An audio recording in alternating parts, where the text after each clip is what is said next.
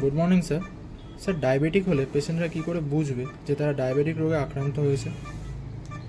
Good morning, আমি doctor Alam চাষ থেকে বলছি, জেনারেল ফিজিশিয়ান।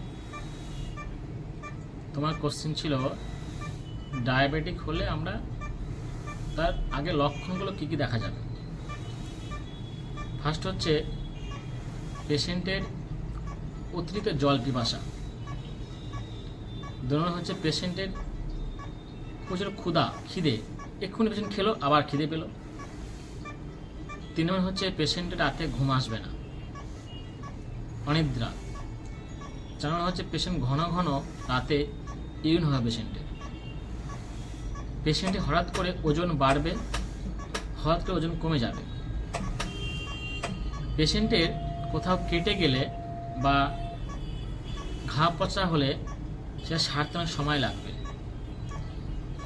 অল্প কিছু কাজ করলেই পেশেন্ট ক্লান্ত বোধ করবে।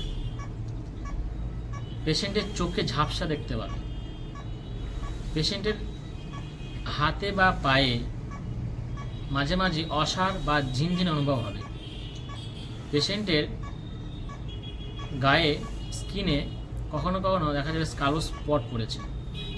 এই সিমটমসগুলো দেখলে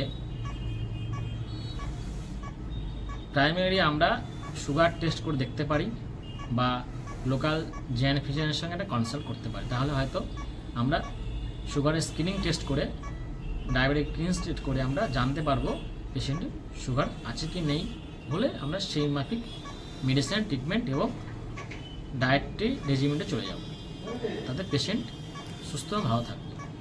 আচ্ছা, থ্যাংক ইউ স্যার। ওকে।